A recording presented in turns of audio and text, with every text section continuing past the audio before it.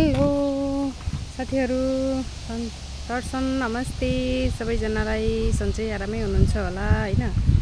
यो चाहिँ हाम्रो ओरेन्ते भन्ने ठाउँको, पोर्चुगलको ओरेन्ते भन्ने ठाउँको, पोर्चुगल लिस्बनको ओरेन्ते भन्ने ठाउँको एउटा ओरेन्ते ठाउँमा यो चाहिँ एउटा सानो पार्क रहेछ। म चाहिँ यता घुम्दै आउने क्रममा यो देखेँ, कस्तो राम्रो लाग्यो मलाई। सानो ठाउँबाट पनि एउटा व्यवस्थित गर्न सकिने रहेछ भन्ने लागेर एउटा सानो भिडियो गराउन खोजेँ है। आशा छ हजुरहरु पनि एकचोटि घुम्न आउनुहुन्छ होला।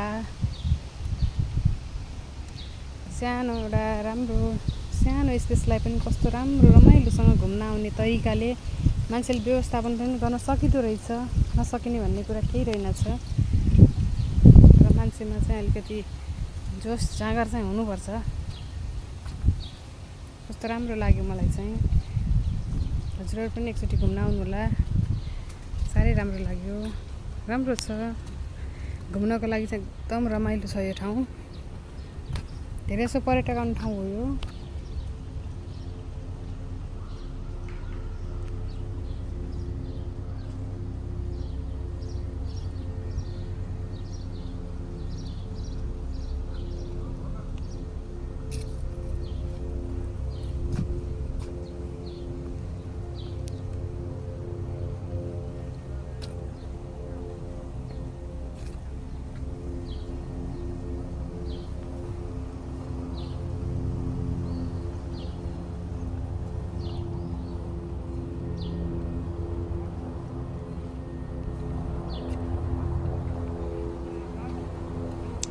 मलाई चाहिँ एकदमै मन पर्यो।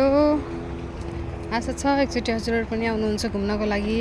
यो चाहिँ एकदमै राम्रो लाग्यो मलाई चाहिँ है। बस्नको लागि, मुड फ्रेस गराउनको लागि है। टाउको दुख्दाखेरि माइन्ड अफ हुँदाखेरि एकदम आएर रमाइलो के एक्लै आनन्द आएर शीतलमा बसेर रमाइलो गर्नको लागि चाहिँ ठाउँ रहेछ। जस्तै मान्छे आएर मेडिटेसन गर्न सक्छन्, यहाँ आएर मेडिटेसन गर्ने ठाउँमा आनन्द बसेर राम्रो लाग्यो मलाई।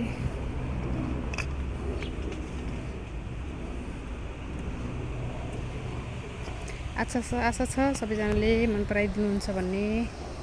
हजुरहरुको राम्रो मन पराएर हजुरहरुले मन पराइदिनु भयो भने म अरु पनि भिडियोहरु यस्तो भिडियो हजुरहरु सामु ल्याउने छु है त। ल एकचोटि चाहिँ घुम्न आउनु होला। सबैजनाले मन पराइदिनु होला।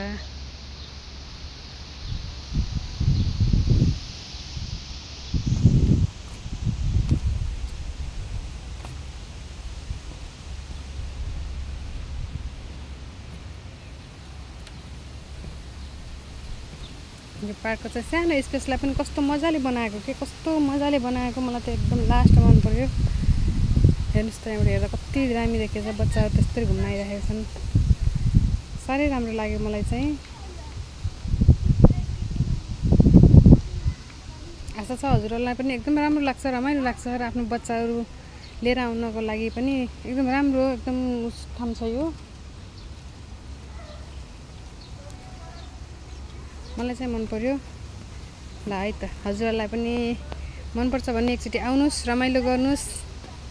म चाहिँ अब अफ भएँ है त। ल हस्, धन्यवाद।